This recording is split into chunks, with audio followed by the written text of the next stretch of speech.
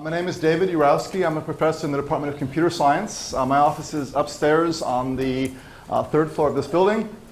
I'll be a member of the team on distilling knowledge from Ngrams this summer. So you'll be seeing me in the lab if you're staying on.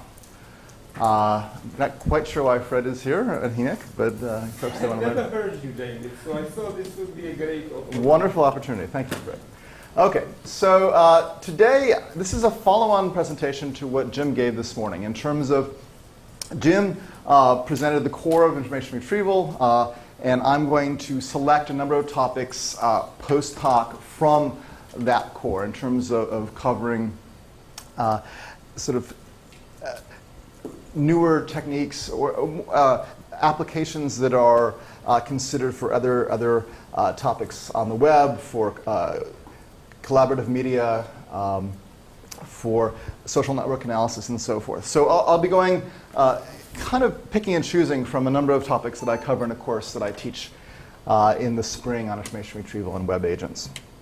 So hopefully the combination of what you see from Jim's lecture this morning and mine should cover a good spectrum of the IR market.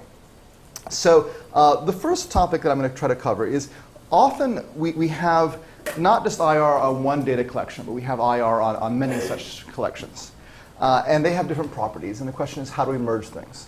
Another way to look at this is we have, in many cases, multiple engines that have different strengths, and we'd like to fuse them together. A good example of this is the Metacrawler architecture that was developed by Ornazioni initially in the mid-90s as a way of taking data from multiple search engines. This was even before Google, but Yahoo and InfoSeek and AltaVista, and realizing that they all had limitations independently, but could we fuse things together? And this data fusion is something that is obviously of interest to general statistical modeling, but it is particularly useful for the IR framework where, at least prior to Google, we did not have this notion of superior modeling from any one source. So the general notion here is that we have all these different systems out here. We have Lycos, AltaVista, InfoSeek, and we can replace them today with Google, but it doesn't really matter. Ultimately, there's some hope that the market will have a new burst of sort of specialization where we'll see search engines that are very good at particular genres, images or sports news or financial information or legal things, where one vendor does not solve all the world's problems. So although this is less relevant today than it was, let's say, 6-7 years ago, I believe it will become more so in the future. And the general notion here is that if we execute a search in parallel on multiple engines, or if we execute the same search on multiple collections, this works in both ways. It doesn't really matter which one you particularly are addressing at any given time. The algorithm is the same. We get back a set of responses. So a given document, color-coded blue here, might be ranked 6th in this engine or this collection, score of 0.92 here, score of, let's say, 2.0 there, and comes in first in Joe's spot. And the question is, what do we do with these things? How do we integrate them? How do we merge them? So any suggestions? How do we decide which of these things is in a fused model? Should we rank red first? It's scores first 3 times, or does blue look better for some reason? And on what principles would we make that decision?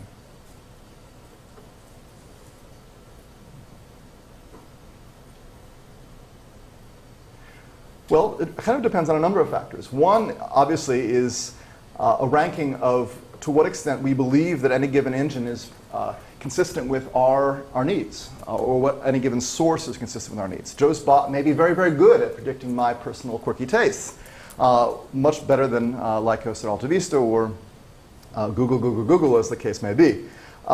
In other situations, we're more mainstream and we want to take a consensus of these views.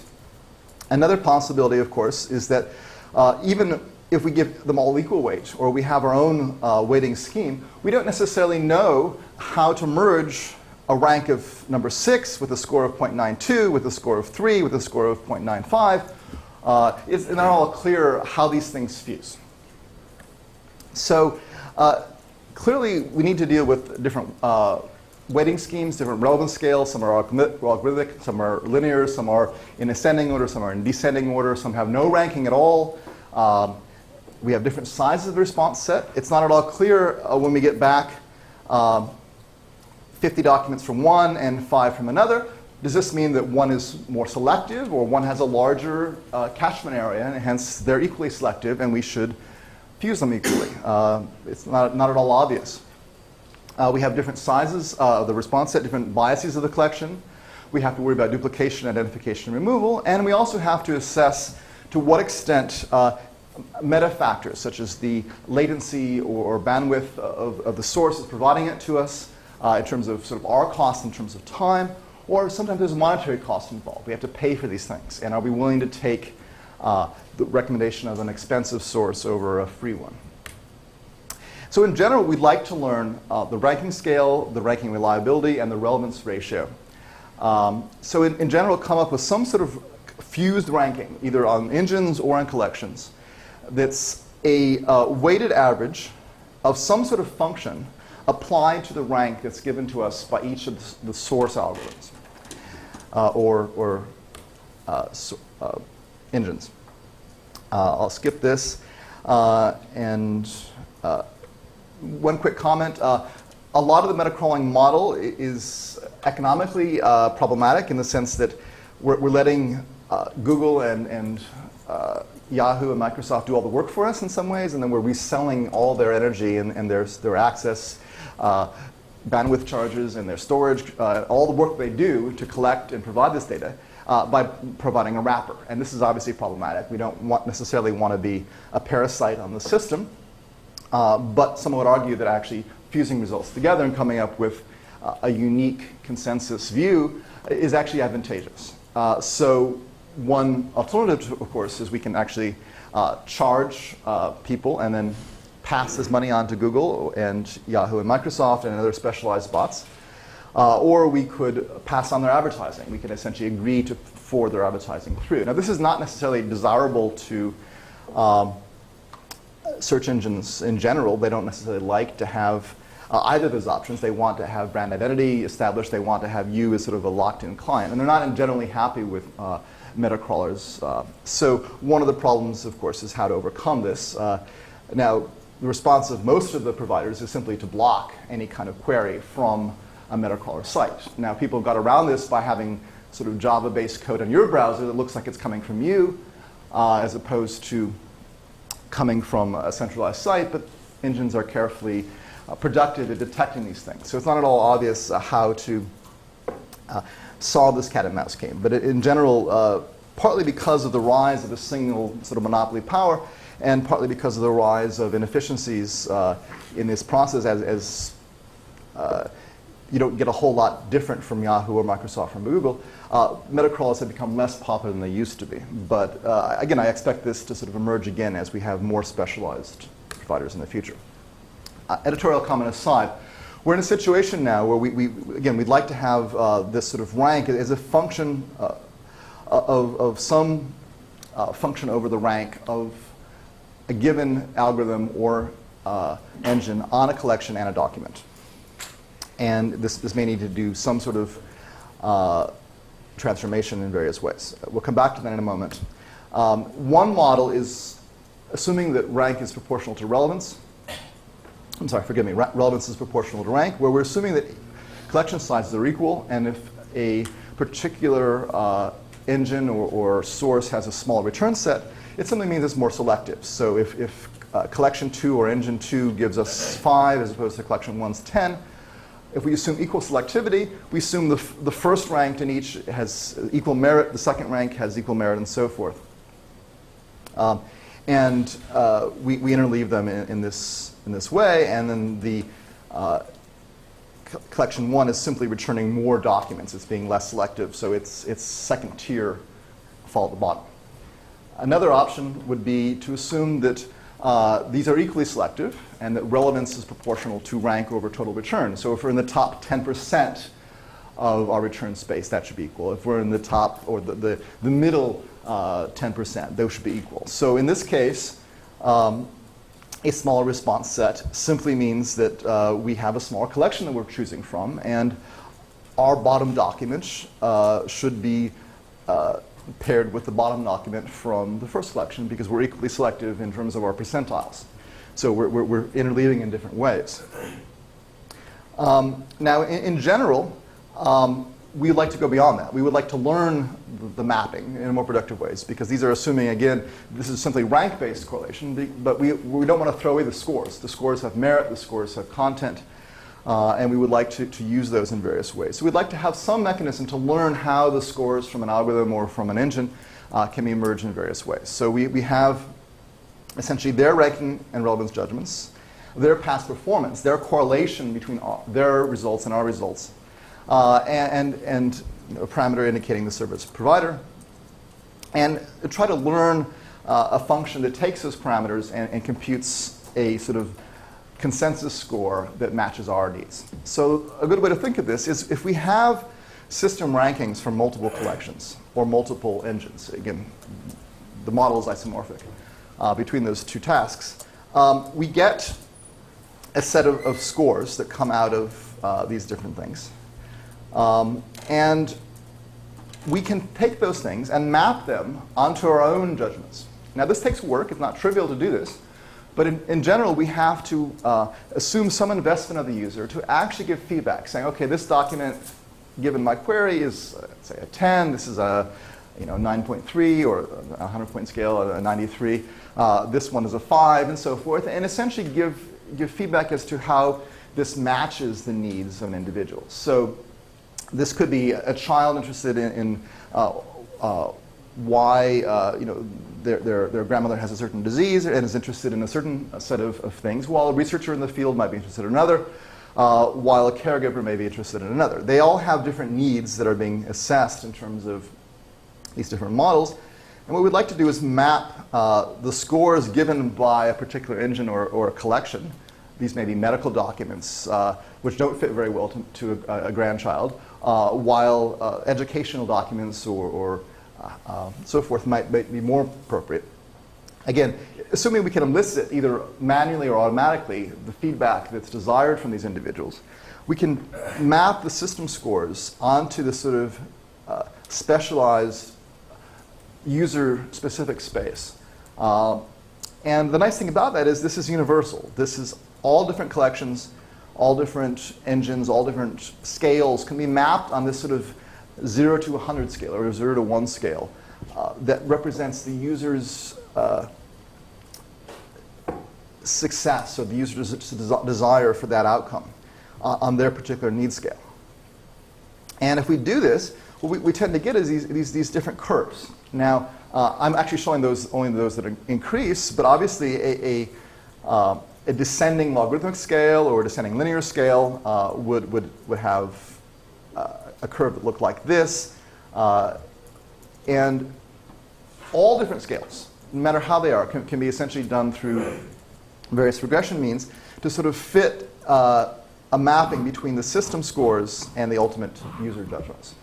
Now, obviously, an ideal system would be one that perfectly mirrored the user to begin with, that if the system gave a 0.5, the user would have given a 0.5. The system gave 0.99, the user would have given 0.99. That would mean a system that's perfectly in touch with our interests and needs and our particular biases.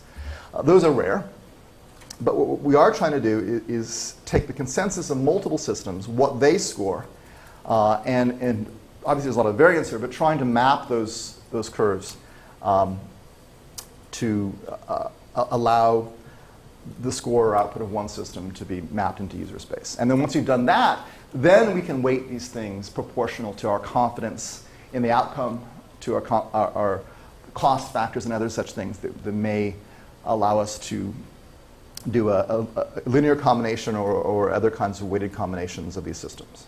But we first have to get them into a common universal space, and this is how we do that. Okay, so any questions about this before we go on to 3 or 4 or 5 more topics? Yes? Is it possible that the user ranks some results higher than the system? Oh, of course, yes, forgive me, yes.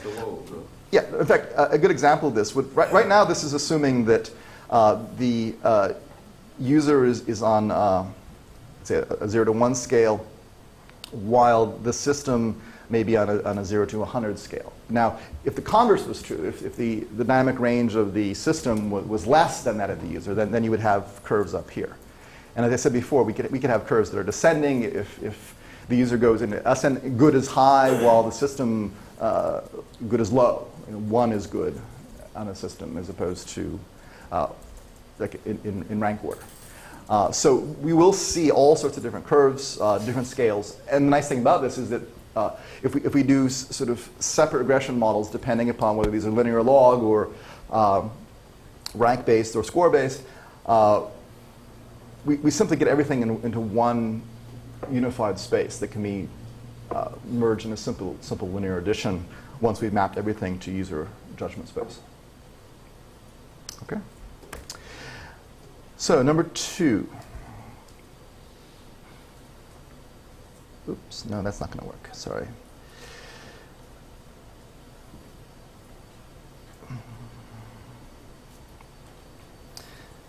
I just got this machine, and no, I decline your product. Thank you. Go away.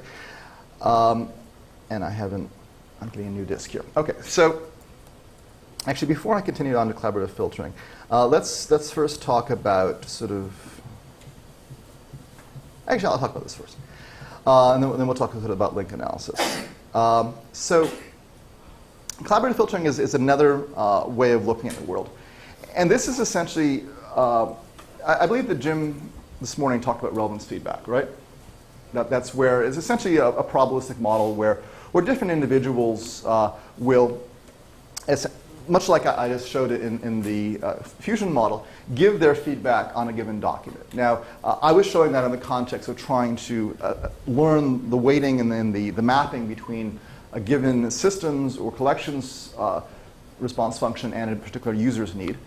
We can obviously have that in terms of learning parameters, learning weights of individual words or features or terms for a given relevance equation. Now, the problem is collecting that feedback is very useful, but also very expensive. There's not a lot of incentive, in fact, for people to do that. Humans often don't have time to give these judgments. They're busy. And more importantly, once they've done this, it's wasted. It might help someone else down the road, but it's not likely to help them. Now, there's one exception to that, of course. So this is a long-standing query, like a clipping service, where you're always interested in documents about a certain need. Maybe a particular company is interested in documents about it or its product lines. Government might have long-standing needs of interest about certain kinds of priority concerns. People might be interested in particular hobbies they have. They're interested in all new technology about intermediate basket weaving, that they want to be apprised of new techniques for doing underwater weaving of things. And they will have the standing query that they want running in the background at all times. But in general, for a given query, you want to know, when was Britney Spears married? That particular query will go away, and you will not likely ask it again unless she gets divorced. And it's not worth your time to say, this one satisfies my need, this one does not, for a query that you will never ask again. Now, someone else, in contrast, may indeed offer that query and benefit from the fact that you said that item number 4 on your favorite search engine's response list is really good for my needs, and 1, 2, and 3 are not appropriate. But they will benefit, not you. And the question here is, how can we pool the collective social good that achieves when I scratch your back and you scratch mine, and overcome the in general selfishness that we would perceive if everyone only did things that directly benefited them without sort of a collective wisdom. So this collaborative filtering is trying to pool the consensus judgments of individuals to help each other and ultimately help themselves by this collaborative effort. Now, I'm not going to really spend as much time on collecting of judgments. Again, there are automatic means we can do this. We can, you can look at whether someone prints a document or whether they save it to the disk, whether they email it, whether they maybe can install eye tracker to see if they actually read this thing. If you have something installed in a browser, you can see if they scroll down give some sort of model of actual need. Many search engines today, when they serve up a list of links, they don't actually serve up a direct URL. If you click, you actually click on a sort of meta URL that's hosted at the search engine site, for example, Google, with the URL as a parameter. By going through Google, which will then sort of forward your request and actually generate the page, the search engine site has a record essentially of where you've gone and what you've clicked on given a set of pages. So they're able to get some sort of feedback about what you consider to be at least potentially relevant based on your view of things. And in some cases, they're able to timestamp when you go back to see the next page. So if you immediately return and click on the next link, that suggests that you did not find this to be terribly useful. But you can't tell if someone comes back 10, 20 minutes later, whether they really like this page and have been reading it intensively for this entire time, or whether they got a phone call or went to the bathroom. It's very hard to know these things. In contrast, if you have a browser, you actually can see motion or have some sort of meta way of capturing these things. You have a better sense of genuine interest. Now, putting aside for a second the question of how to automatically capture these things, because in some ways that would circumvent the need for collaborative filtering. If we could have sort of perfect judgments of individuals with respect to what they think, maybe have little sensors in their brain that would say, oh, I like this and don't like this, we may not have as much of a need for collaborative things. Although, of course, for a new query, for a new information need, where we don't have individual judgments, we still benefit from the wisdom of crowds, wisdom of others. We'd like to somehow incentivize people to share these things, share their judgments, share their either manually collected or automatically collected feedback on whether something is good or not, either at an absolute sense or relative to a given query. The second motivation for this work is that relevance does not equal quality. Obviously, if you issue a query on Britney Spears or Cleopatra or Egypt or Alzheimer's, you're going to get, in all situations, I mean, literally tens of millions of responses, all having that term, but all not equally beneficial. They may be relevant. They all may be about that thing. But that does not mean to say that they're all equally desirable as an outcome for your particular search need.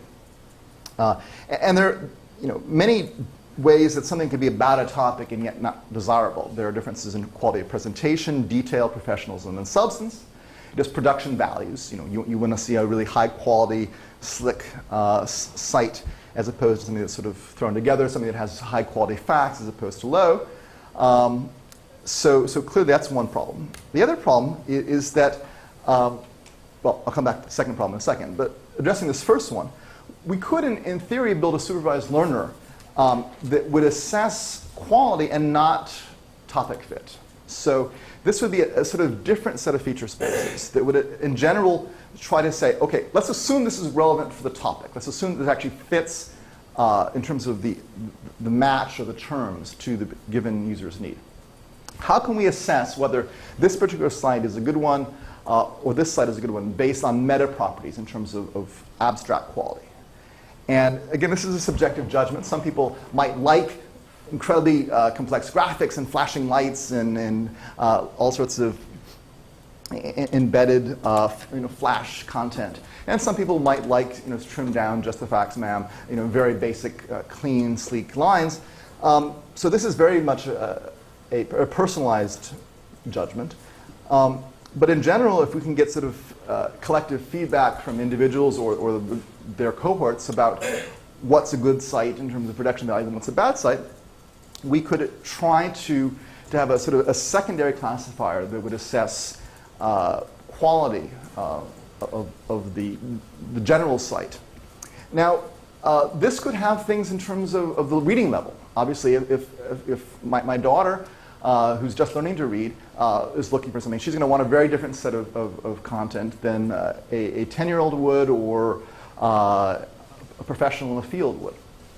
So we might have something that assesses the complexity of the words, the number of syllables, sentence length, and so forth to be a good fit. People, again, may have different desire for visual aids. I'm personally a very visual person. I much prefer to have images and graphs and diagrams. My wife detests them and really just wants all the words. When we read books, I look for all the pictures. She starts reading from page 1. So having some mechanism that tries to look for these meta properties and assess relevance is desirable. And again, that's one way where the machine can sort of kick in and play a role. We also can imagine, in general, the number of links, the size of the page, how often it's cited, which is sort of a not quite collaborative filtering, but it's getting there in terms of having official measures. Now, I'll speak in a moment about PageRank, but this notion of citation is obviously a measure of quality. Variety of content, some sort of awards. Again, these are less relevant today. They were more so in the size in the old days, although certainly being cited by prestige sites has effectively that same function. Some sort of hit counters, again, these are easily manipulated. Complexity of the graphics, prior quality ratings of the server in general. If I see something from the New York Times, I generally believe it's likely to be of high quality, even though I've not actually seen that particular page before because of the prior record of high quality from that site. So these are all potential features that could go into a calculation of quality given a feature vector. And you obviously can imagine your own. But again, we're assuming the machine is working here. Now, let's say we now also want to assess the fact that independent of quality and independent of relevance, there's this different information needs that apply for different classes of individuals given the same query. So if someone has a query on Alzheimer's disease, caregivers may be interested in this space of documents, medical researchers may be interested in these set, and a sixth grader interested in what's happening to grandma might be interested in this set. And in general, there may be some overlap, but these are often disjoint spaces. And this is, again, a very crude demarcation. Different lay people over different levels of sophistication may want different kinds of things, which may overlap with medical researchers or caregiver needs. But let's assume, in general, that there's this continuum of sort of prototypical needs for individuals of different backgrounds and classes, given the exact same query. And the same thing could be true for any technical query. A query about Cleopatra will have a very different response set for a child doing a book report as opposed to an Egyptologist looking for particular needs. So one idea here is to pool the collective wisdom of many, many individuals. And weighting those collective wisdom assessments by the individual sort of closeness to the person we're trying to target. So one idea here is to do this in a Boolean way. You're either a member of this affinity group or not, and take the collective wisdom of that group. Or we can do this in a pairwise fashion between all individuals and their individual judgments and us. And the general hypothesis is that humans have a much better idea than machines over what other humans will find interesting. Machines could try to get assessment of quality by looking at the ratio of word lengths and flash content and graphic sizes and graphical elements as relative to words and so forth. And they might be able to guess at a crude level whether you will find something desirable or not. But they're not going to be able to find, to really have a sense of what humans find aesthetically pleasing.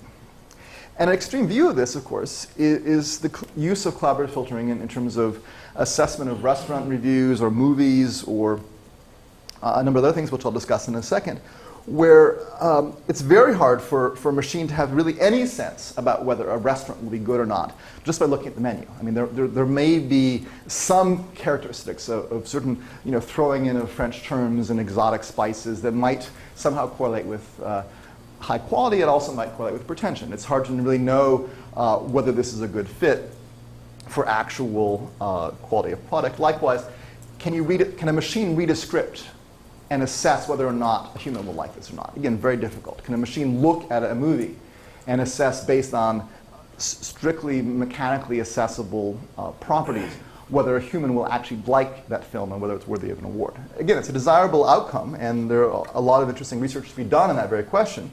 But the hypothesis is that humans will always be able to trump machines in assessing what humans will like, whether they will consider it relevant or not, whether they will consider it appropriate for a given response. So the general idea here is that we have a matrix here of users and judgments. Users and web pages or content. It doesn't really matter if this is a page or not. This is a document ID. This could be a movie, it could be a restaurant menu, it could be an image, it could be a web page. It doesn't really matter. So we have users and content. And for each of these pairings, we have a ranking. And this could be on a 1 to 10 scale or a 0 to 1 scale, irrelevant. The point is we're trying to collect these things.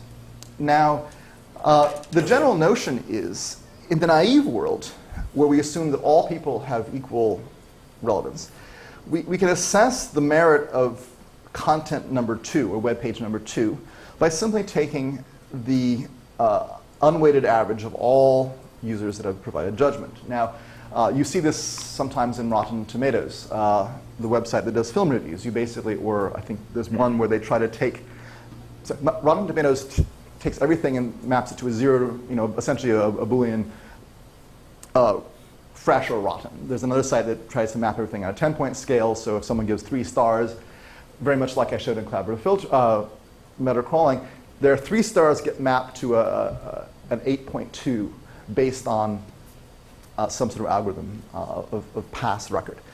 It doesn't really matter how you get this. Lots of sites have multiple judgments, and we can essentially take them as an unweighted average.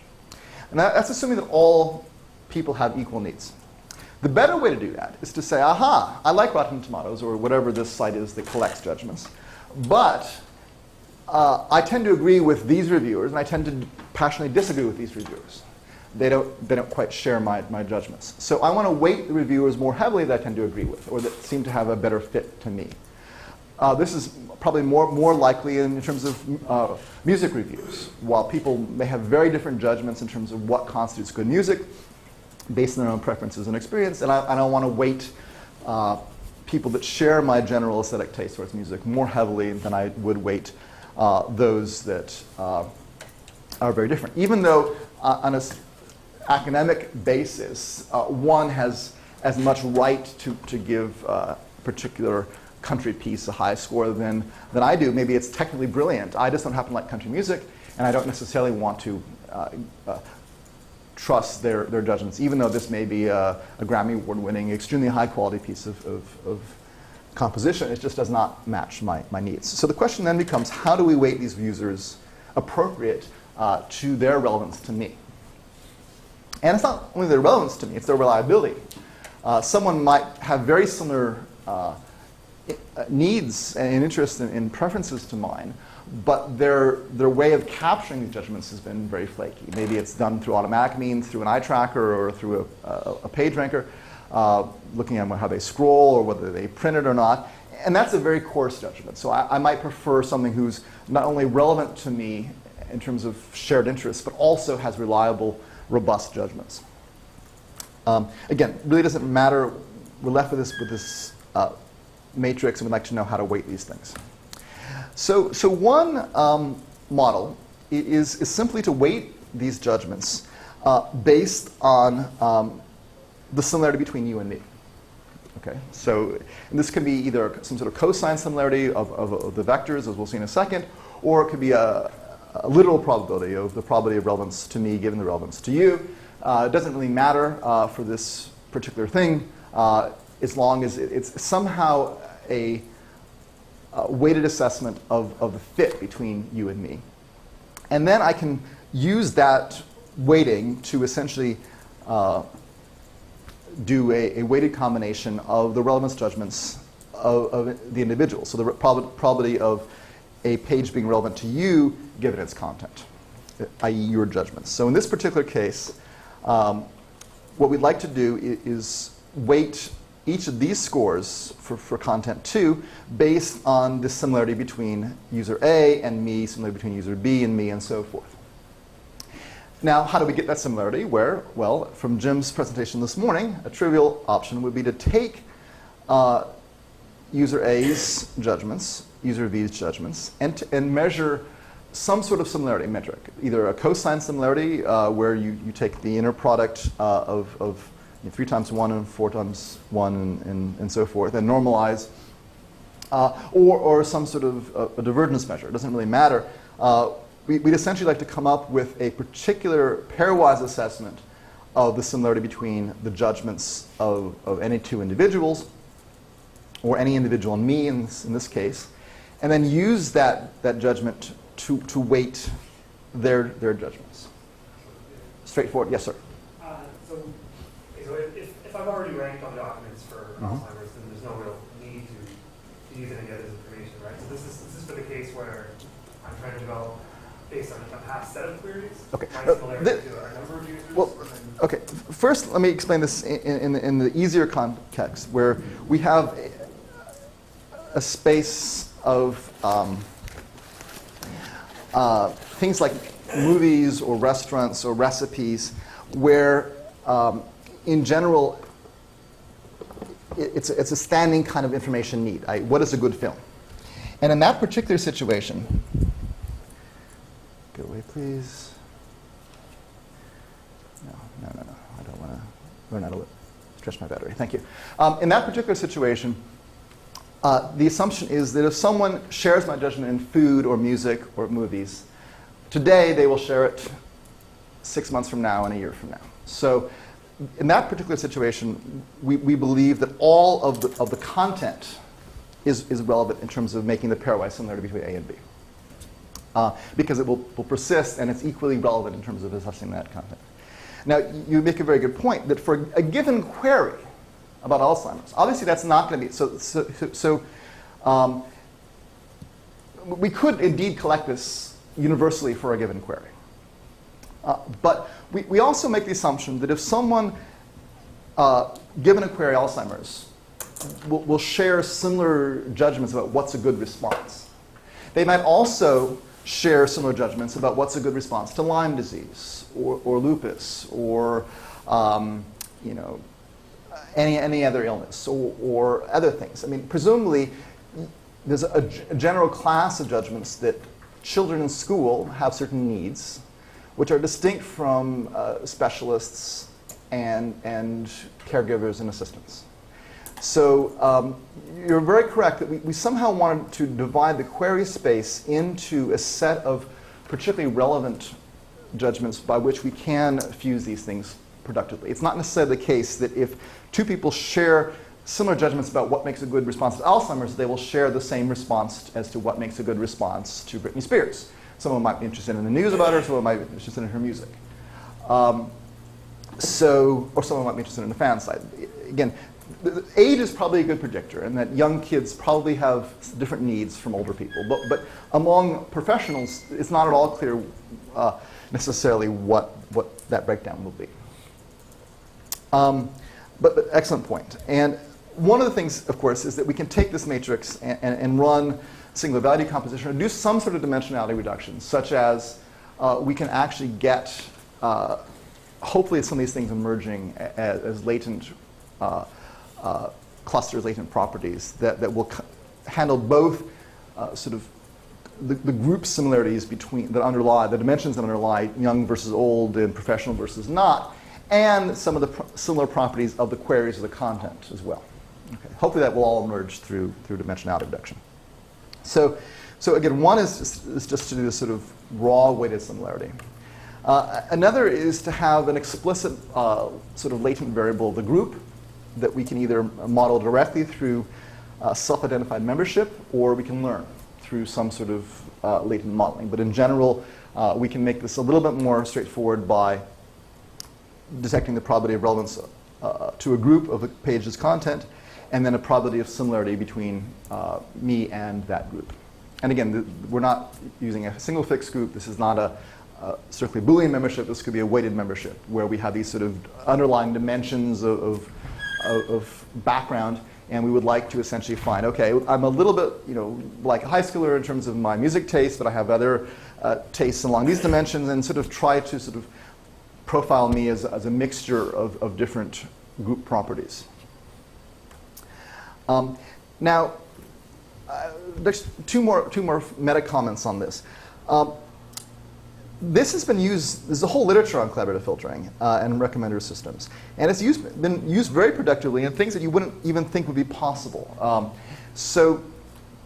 Obviously you can imagine sort of text-based things, but when we go into images, these things are actually very good at predicting your desire for artwork, what you aesthetically find pleasing. Because if you say, I really like these things and I don't like these things, it can basically learn that there's some property about the particular artist or the period that you learn, which is obviously learnable by machine as well. If you have a set of judgments about individuals, a machine could learn that I like Monet and I'm not fond of O'Keeffe or something, and that would be something. And that might also extend to the period where I'm not a Titian person, but I am, like Renoir. That would be something that it could learn as a machine, but a human could never learn that I necessarily prefer paintings with certain kinds of aggressive brushstrokes or whatever. Maybe it might learn color through image analysis, but there's certain kinds of aesthetic qualities. It might also learn topic. Again, I'm trying to compare here machines versus humans in terms of what's learnable.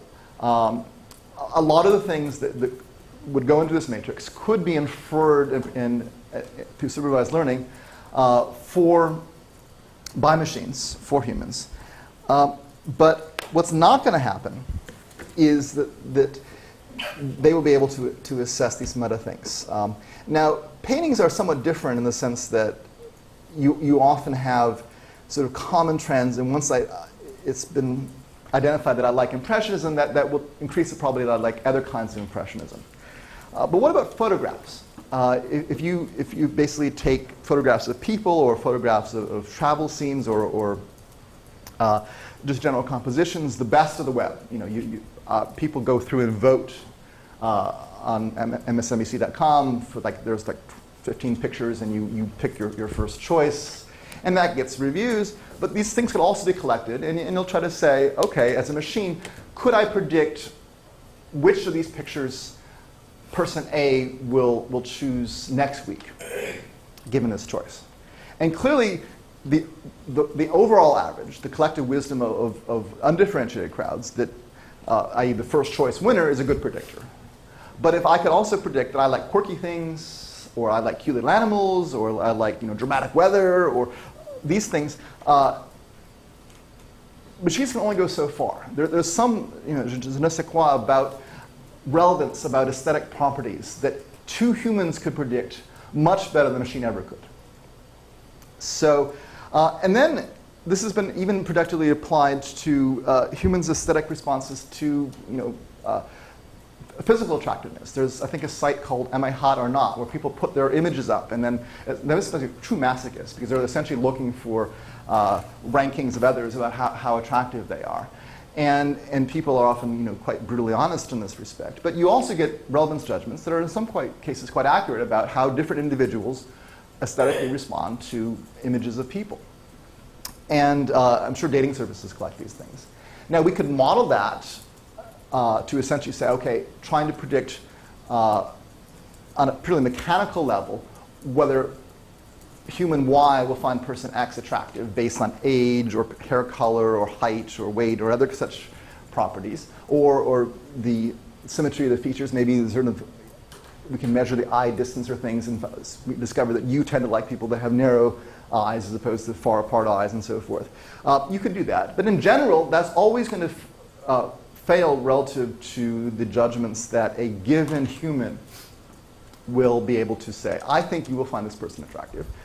And that will always, in general, be second in terms of response quality to undifferentiated collections of things, i.e., I personally find this attractive. You and I tend to share the same generic judgments based on past histories. So my sort of gut intuition about attractiveness, weighted over past records, might be a good indicator. And if we have lots of me or lots of you, you'll have a much, much better collective judgment about whether a person will find someone attractive. When you can never really assess that based on objective criteria. There's not a single set of features or parameters or properties in terms of all biometric characteristics that a human could ever say, you will like this person as opposed, sorry, a machine could ever say, you will like this person as opposed to X. Now, it would be interesting, of course, to do a bake-off where we essentially try to have an individual expert versus my best friend versus a machine versus the collective wisdom of all the participants in MIHAT or not, trying to predict whether I'm going to find person X attractive or not. That would be an interesting bake-off. The same thing could be done for trying to predict whether I would like recipe X. Obviously, I could learn that I don't like nuts and shellfish. I'm allergic to them. They make me violently ill. But I also like certain spices. I'm very fond of cilantro, and I'm not really fond of curries. You can learn that by making an assessment of my judgment towards recipes. You could also ask my friends and my wife what I like.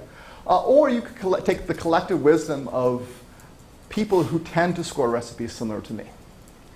I hypothesize that the latter will tend to do best, as it would in film ranking, as it would in human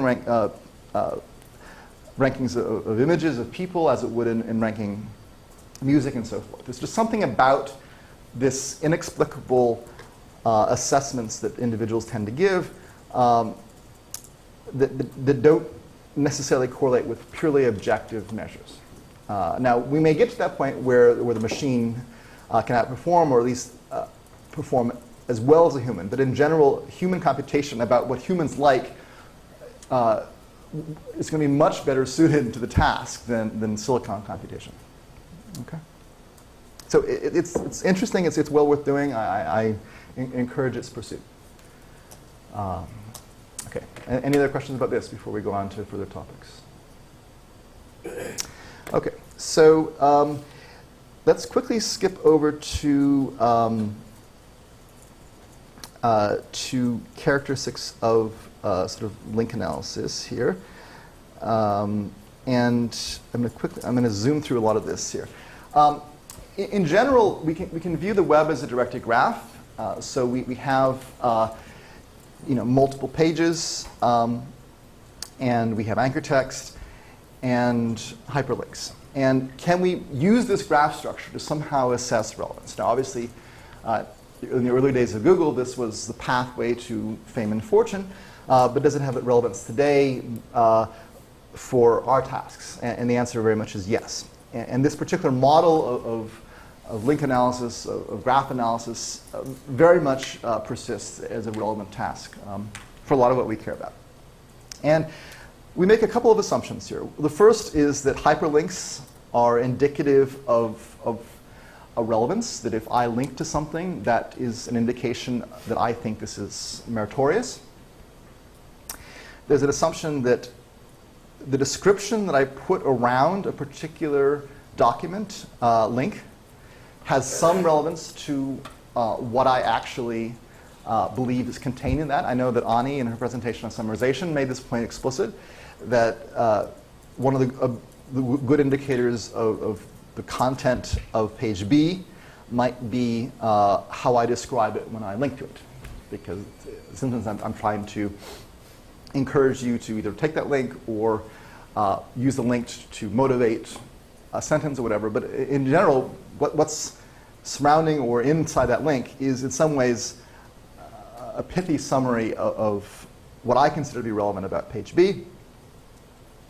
And finally, there's this notion that these links and assessments and summaries should be weighted by the inherent merit and authority that we believe that page A has. So a highly meritorious, a highly authoritative, authority in the sense of respected as opposed to dictatorial, that kind of authority would be a useful parameter in terms of weighting these judgments. Again, think of this very much like what I just said with respect to collaborative filtering. We're essentially taking the judgments of others and averaging them. In collaborative filtering, they were explicit judgments. They were scores on a 10-point scale, or they were scores derived from my click history or my scrolling history.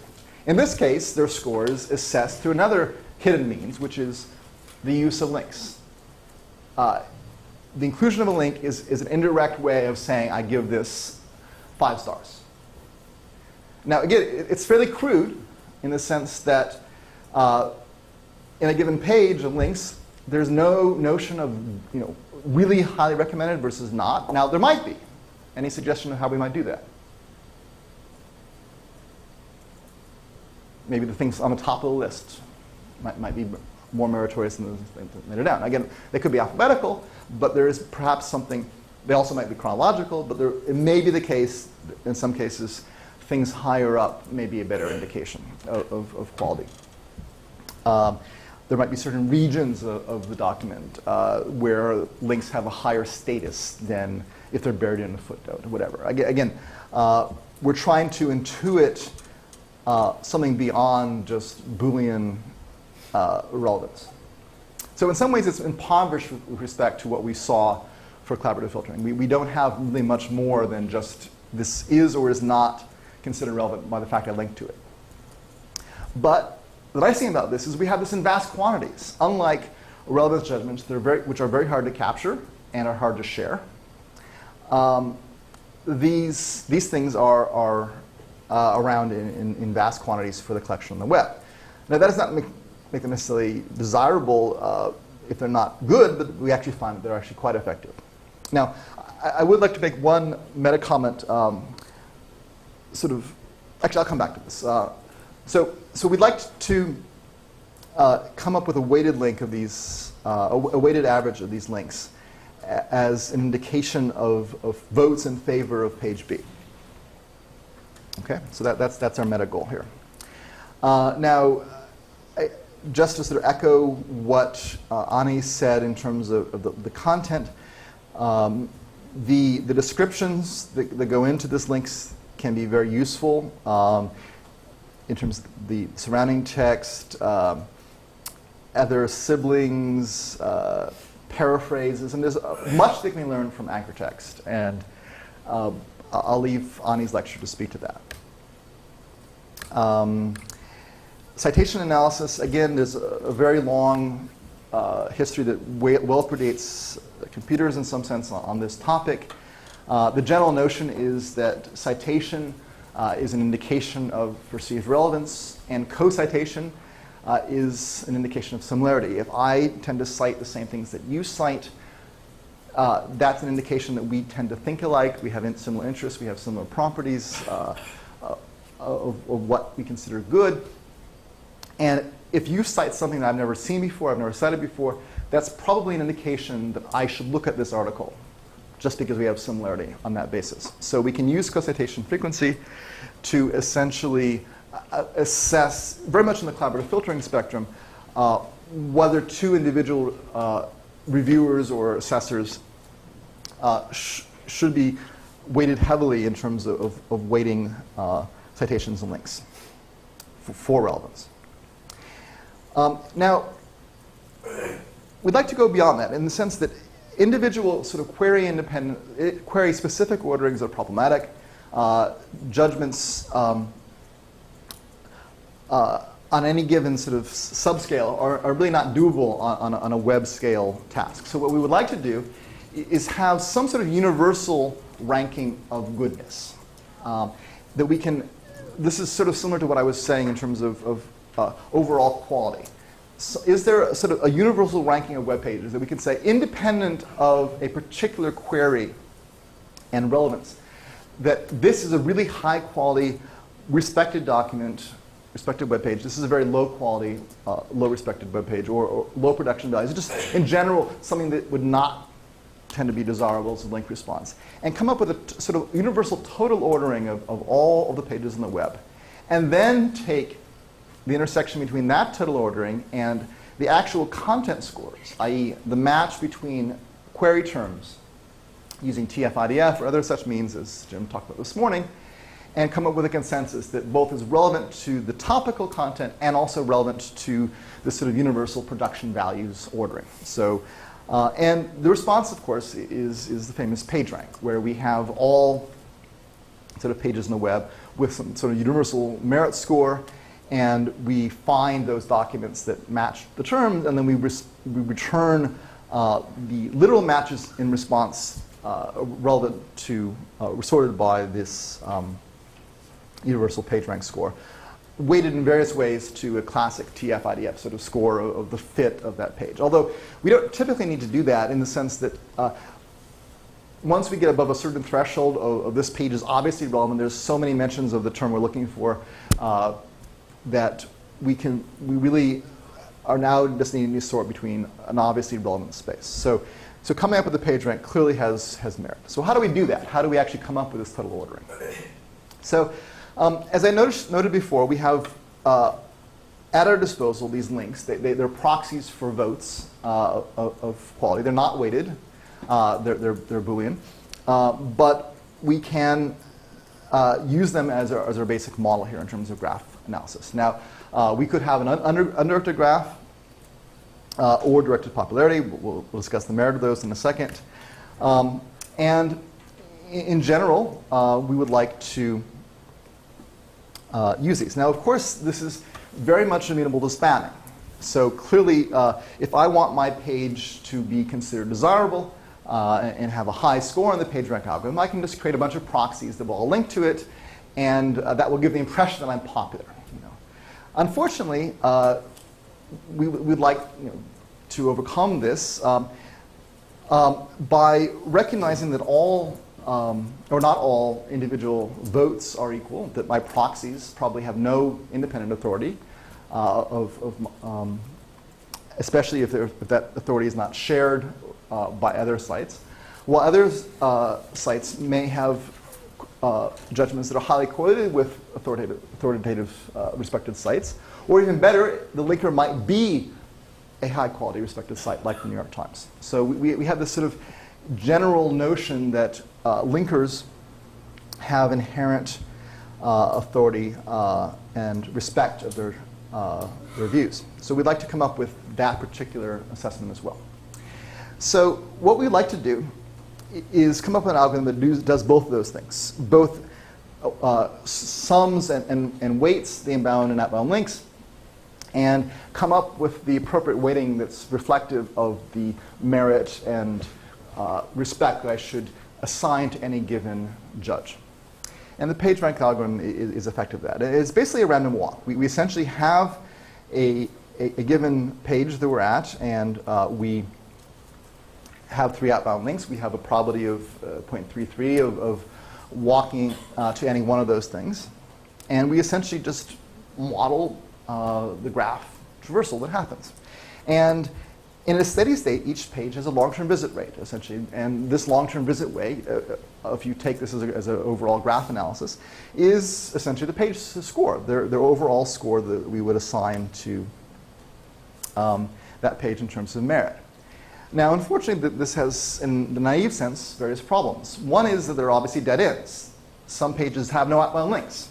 So lots of people might link to them, but there's no outbound links. So we often have, it's difficult to talk about long-term visit rates in this context. We also have situations where there's cycles, and then people sort of link to themselves or link to a friend who links back to them. And this is problematic as well. We also have the fact that the graph is not fully connected. Not all areas of this link space can be accessed through a single and individual source page. There are islands that are just simply not connected to the overall rest of the web link structure. So there are a couple of different approaches to responding to this. One is at a dead end, we can teleport. We can essentially randomly jump to a given web page, which helps make the random walk algorithm effective. And there's a certain probability of making that happen. That's a parameter that we use in the algorithm. Now we cannot get stuck locally, and let's look briefly at how we compute the visit rate. Now we can improve upon this in terms of better modeling of where to teleport, but I'll come back to that in a second. So in general, we have this Markov chain with n states and a transition probability matrix P. And I actually am going to skip through this relatively quickly in the sense that there's probably 30 slides here, and I have 5 minutes to cover this content. So in general, we're in a situation where, actually, let me quickly skip to something that might give you a better intuitive feel of how this random walk works, and then I'll come back to the content here. So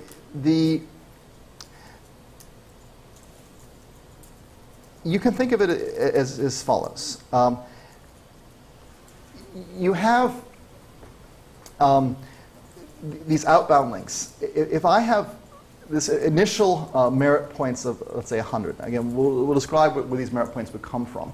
And if I have 2 outbound links with equiprobability, I would assign my 50 points randomly to each of these sites. So I have, these would both get my 50 points. If site B here has 9 inherent merit points to spend, it would give 3 to each. This site would have 53, which it could then spend on its outgoing links. Okay, so we can clearly imagine how this would work in any given situation. And in a steady state at convergence, the long-term visit rate actually corresponds to the total number of merit points that we have. And as you can see, this is clearly in a stable configuration. A has got 0.4 merit points, which it spends on 2 sites, both 0.2. B passes all of its merit points on to C. C has 0.2 from A and B, and all of which gets passed on to A, which is the only source of its merit. So clearly we have sort of long-term visit rates of 0.4, 0.2, and 0.2 that correspond to these things. And it clearly has converged in this particular graph situation. Now, the question, and you can sort of think of this as sort of pouring water into tubes and basins where the tubes have various parameters and a number of outgoing things. But in general, if we sort of pour water into this space, the levels at which it sort of stabilizes is proportional to the sort of long-term visit rate, where merit is sort of proportional to water. Now, initially, not all sites were given equal merit. In particular, there was this notion of sort of inherent authority that was perceived. So sites like the New York Times or respected universities, those initial links were given higher sort of inherent merit, partly to compensate for the problems that we would have where people would have like a gambling site and they would have all their friends linked to it, and you would have this sort of localized network of sort of self-linkage that would not have any intrinsic merit bestowed upon it. Now, Google did try to get beyond being editors. They didn't want to essentially be judges like Yahoo was at the time in terms of what is good or bad. They wanted to have this as truly voting by crowds and not gameable. But for various reasons, there was advantage to having sort of initial configurations of merit assigned based on sort of more inherent abstract concepts of prior merit for given authorities. In terms of the link cycle problem, this is problematic in the sense that we have, if I have a cycle, essentially we can potentially have impression of infinite merit accumulation through a cycle. Now, we have to have some mechanism for dampening that, either through this random teleportation model that I just described, or other sort of loss means. So let's go back to that. Okay. So in general, as I said before, this random surfer modeler has a number of problems in the sense that teleportation, although helps overcoming some of this infinite cycle problem and the problem of losing entire non-connected regions of the space, it's also not realistic in terms of how people actually behave. In general, I'm not going to randomly jump to a page. I'm going to typically jump to a page that's somehow related to or relevant to what I'm actually viewing. So we would like to have our teleportations or our jumps in this algorithm to be based more on topical similarities, such as like a bookmark or, a topical relatedness, i.e. something that's inspired by the same thing, or a sort of inherent sort of prior, things I might bookmark or a stable thing. So if I'm generally browsing the web, I might periodically jump to CNN to make sure that we've not been bombed or that such things, or the stock market hasn't crashed. Just as a sort of random prior of visit that I would typically do in a given day. And we can model that as part of our random walk model of certain sites that tend to just get visited inherently, independent of any given query.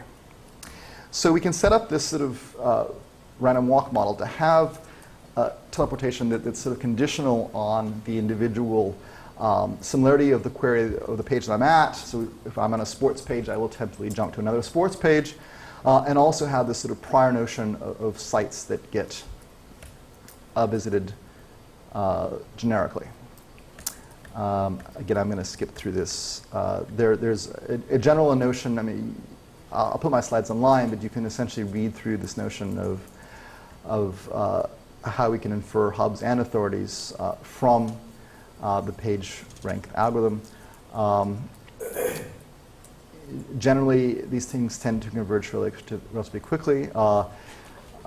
It's been observed in a relatively small number of iterations, gives you close to stability. The problem, of course, is these graphs are enormous, and fitting them into memory is problematic. So again, there's significant problems here. There's a proof of convergence in the slides if you'd like to address this.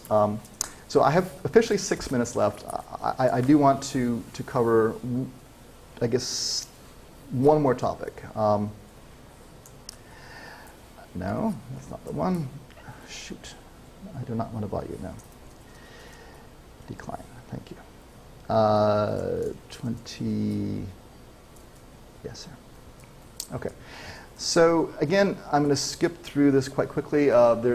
We have this notion of sort of web agents of various degrees of sophistication. I'm not going to sort of go into this beyond. The fact that we would like to be addressing sort of robots and agents on the higher level of intelligence. Those that not just do directed search and distill information and summarize information and look for bargains, but those that actually become our avatars, those that engage in active of web buying as buyers and sellers that involve in true bartering or dialogue between parties, and are imbued with the authority to reach agreement and act on those things. And to do that, to have these things to be our true agents and our true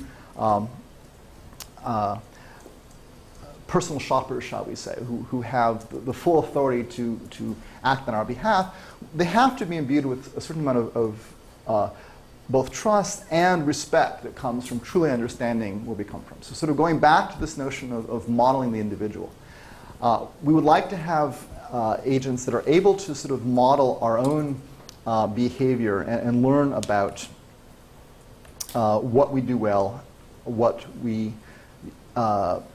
how we act. And this might be in terms of calendar scheduling, in terms of constraint satisfaction about how I would organize my day. It might be in terms of what I would buy, sort of viewing eBay auctions or viewing Amazon.com specials, and basically saying, okay, I'm going to recommend this particular purchase because based on what this person's bought in the past, using collaborative filtering kinds of styles, I would assess that this person is likely to want to buy this thing.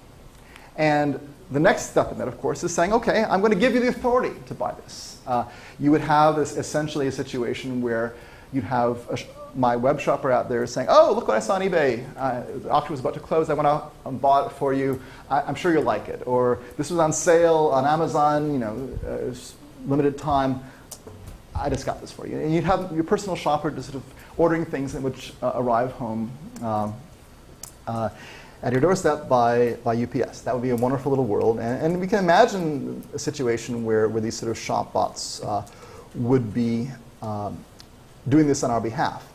Now, I spent time in my course sort of building these things and showing people how to do it, but the best, most interesting thing about this task is trying to intuit whether humans would actually want to buy this item or not. And of course, having machines doing the comparative shopping, looking online, finding the bargains, comparing reliability of the sites, shipping costs, and everything else, is problematic for the individual sellers because they lose brand loyalty, they lose all the advertising they get. They don't want machines to be doing the shopping.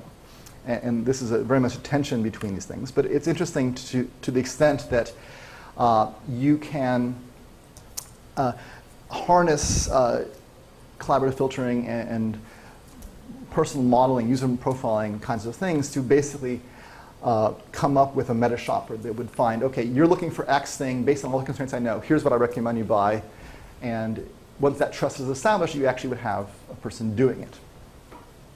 Now, one of the problems, of course, with collecting all these relevant judgments, as I've been describing so far today, in terms of people's judgments about what's a good web page or what's a good restaurant or what's a good film, is that this is not cost-free. And I'll give you an example.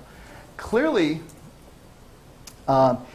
if collaboratively it was discovered that lots of people, generically, or lots of people like me in particular, will tend to like restaurant X, that has undesirable effects on me. And particularly if one of my judgments that this is a fantastic restaurant gets pooled into this collaborative wisdom, and that negative effect is lots of people people go to that restaurant. It becomes very crowded, and my ability to exercise and use something that I like, if it's a resource-constrained situation, becomes limited. I can no longer, the fact that I've shared this tip, this is a great restaurant, becomes part of the public good, and then that either limits my ability or in some cases actually changes the quality because it becomes too crowded and becomes less desirable.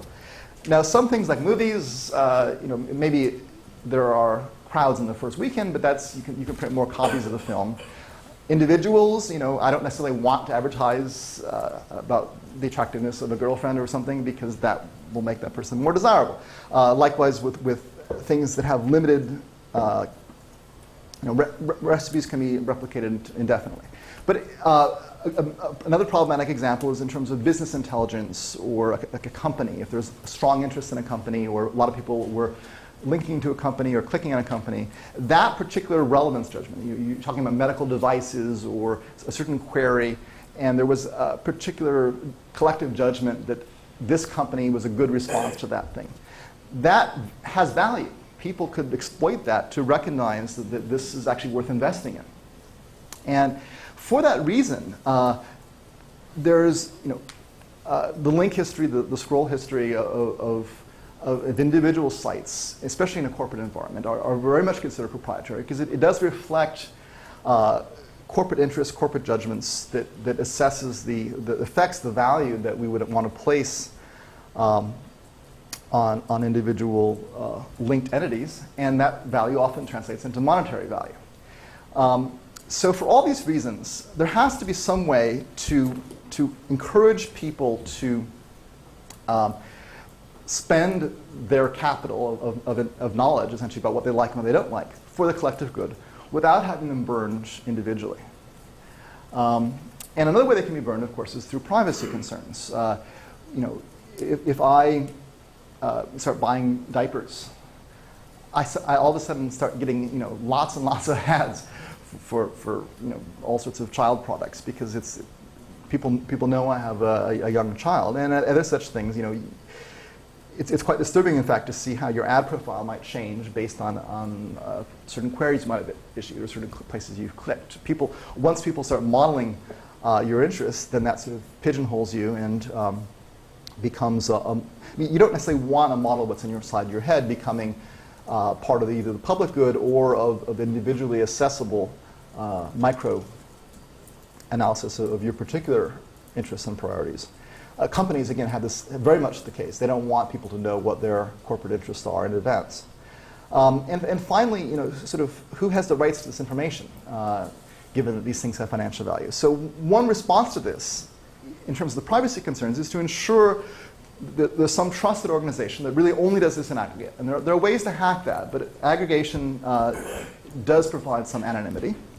And the other response, of course, in terms of having financial value, is you actually can be in a situation where you pay people, either directly or indirectly, for these judgments. Because if we assume that they have value, if we assume that my searching ability, my ability to find a good restaurant or a good movie or a good recipe or a good spouse is essentially influenced by the collective wisdom of others, I should be willing to pay for that wisdom, A, and B, I should be paid for sharing my judgments. So even though every single judgment I give may slightly hurt me in the sense that it might increase the desire of that restaurant, the crowdedness of that restaurant, if I collectively get money for that judgment, that compensates the additional crowds that will be seen there.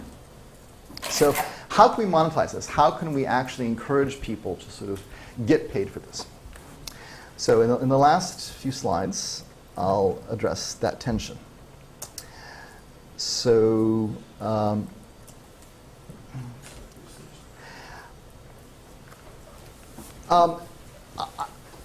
when I first started teaching this class, over, I guess 14 years ago, I came up with this sort of vision of the future structure of the web. And this was really much like a sort of corporate economy where you had this initial sort of level of content where we would then have finders, which were sort of scouts and spotters, that their job was to find new content rapidly. They would scour for sites looking for things of relevance. They would be compensated for how fast they found it. So if this was a 10K report for a company or some sort of financial news, they would try to acquire it and pass it on as quickly as possible, because given the timeliness of information is relevant. And instead of having thousands of sites constantly polling for new content, you would have these finders that would get tips and sort of detect new information. Then you have these gatherers whose job would be to sort of distill, analyze, synthesize content, to come up with an essence of what was in a page. Essentially a summarizer. They would pull out information in terms of fielded data to be searchable by database. They would essentially structure things and distill. You then have these brokers. The primary job would be to sort of search or index content. Now this is partly based on the Harvest architecture at the University of Colorado that came out in '94. Some of these terms are theirs. But in general, these sort of brokers would be based on sort of the retail selling of what the wholesale gatherers would provide. So they would be the indexing companies, the search companies that would leverage the content that these gatherers would provide. Then you have these meta brokers, sort of meta search, meta crawlers that would attempt to synthesize information from multiple brokers. And then you'd have these user agents that would essentially borrow information from various levels of the hierarchy for goal-directed, personalized search, extraction, and even dialogue. Now, of course, individual humans could extract and interact with each of these individual layers as appropriate. And what made this whole thing work is this notion of money. You'd have people would be, I would pay meta brokers to come up with information I need at very high quality in a timely way. Now, certainly you can imagine this in a corporate space where you're interested in actionable intelligence, shall we say, with respect to financial news. And I'm willing to pay for that through high quality meta financial sites that would pay brokers of financial information, which would pay gatherers of that information to do high quality distillation, to just detect corporate succession or acquisition or whatever in a high quality information distillation and extraction. Those would in turn pay finders to come up with this in a timely way, such that they would be the first to discover that an acquisition took place.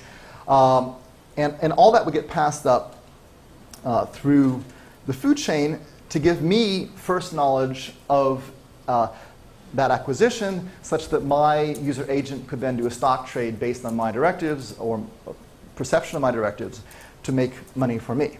And there has to be some sort of monetary value here in the sense that I would have to pay or be able to pay for these services in terms of timely response or quality of response in a way that incentivized these sites to do it. Now, unfortunately, there's two problems with this world today. One problem, of course, is that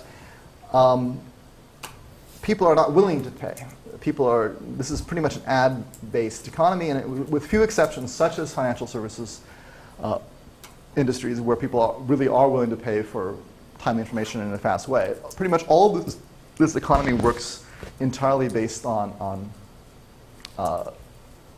nominally free interaction with ads is the currency of the day. And I believe that if there's some way for people to do this on a subscription service to pay for higher quality results, then you might see more of a retail economy emerging here. The other problem, of course, is this has become a monopoly. All these layers are today run to some extent very, very well, mind you, by one particular company.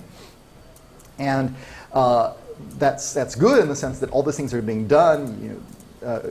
Google and Yahoo and Microsoft do put a lot of energy into making sure they have scouts that find information quickly and in a timely way, distillers that pull out facts, and high quality sort of search projects. But this is all being done in-house through vertical integration as opposed to having customization. Now, you are seeing some customization emerge as different companies become specialists in images or video or financial news or sports news or whatever. And sometimes they're being bought up by the big companies, but in many cases, there are some specialized sites that will get sort of brokered together. There may be interest in sort of a richer, non-monopolistic economy here. Now, in general, there's this notion that there's already sort of too much there for even a single company, a single source to do extract, understand all the knowledge out there. So I envision some more specialization by content or subject or object type or language or geographical location, much like Baidu in China. Can much better understand the Chinese space than a US company potentially could. And in general, hope that we would see a true sort of wholesale retail information economy emerge. There are, of course, problems in terms of who profits. So my last slide here is essentially a contrast between two potential views of the world, bringing into what I've discussed already. One view is this web agent view, which is essentially this notion of we have automated models of personal preference interaction. So these machines watch what we do, and they try to figure out what I want to buy, what I want to see, who I want to date, where I want to eat. And this basically model me in every respect. They'll say, okay, based on what I know of you, you'll probably want to read the next 3 news stories. You'll want to see this YouTube clip. You want to see these 3 cute pictures. You want to have this for lunch today. You want to buy these things on eBay. It was essentially trying to model through observation and through machine learning exactly what kinds of things I would want to do, how I would want to behave, and essentially act on my behalf. I would just become this future blob sitting in a chair, and my avatars would act and do everything for me and essentially just feed me information based on past preference. And the sort of slogan of that view of the world is who needs humans? I'll have my web page talk to you, but your web page in the morning. We'll schedule things. We'll buy things for you. Things will just arrive on your doorstep, and you won't need to think. Your past preferences and your past behavior will be modeled by machines, and we'll just learn you, and we'll have your own personal shopper and personal avatars act on your behalf. And the contrary judgment to that is one of a wisdom where machines can never really know humans as well as other humans can. No matter how good machine learning becomes, no matter how good the feature space becomes, it's not really viable for a machine to really understand my true preferences, my true aesthetic judgments, my true tastes. So let the humans of the world unite. Let's collaboratively collect assessments of individual carbon-based life such that rather than having a machine try to predict all these things, I would essentially take a weighted vote of my friends in a global scale, a massively global scale in terms of friends' judgments assessed on micro weighting over friends of friends of friends of friends, and people I've never even met before. We just happen to share the same judgments. And although, ironically, this is probably one of the best ways to better model humans and actually come up with truly relevant assessments, much more so than a machine could ever actually hope to accomplish, it's also, ironically, one of the most serious threats to privacy, in the sense that once you've sort of published your tastes on all dimensions for the world to see, that becomes a model of what's inside your head that could be exploited financially and on all different levels. So in general, there's a tension here. Do we trust machines to model us, or do we trust humans to model us? And if we do the latter, then we have to be willing to share our judgments. And that has costs in terms of crowded restaurants and in terms of increasing the price of companies that we hope to acquire. And again, I think it all comes down to money. Are we able to compensate people for this? Are we able to essentially pay people for the judgments to compensate them for the losses that they will achieve, either through micro-billing or cyber cash or some sort of way of compensating and paying for this model? Because people are not willing to do this purely out of egalitarian sort of collaborative good for all. There's too much effort that goes into that, and we would like to be able to have some sort of compensation to make this possible. Now, I suspect that the overall future of the world is some combination of these things. We would have compensated people who, depending upon their needs, would be willing to spend more or less time giving their judgments. And of course, some people who need money might be willing to give judgments in abundance. The problem, of course, is that those people may not necessarily be similar to me. And it's people who have no time who need those judgments the most. And the question is, how do we compensate people who are similar to the people who are very, very busy and wealthy, such that their judgments can be acquired? And of course, this is all an economic question. What is the appropriate way of incentivizing and compensating people? And of course, the same thing works in the corporate world. I mean, how do we compensate sort of high-value professional judgment about what makes a good company or what makes a good acquisition?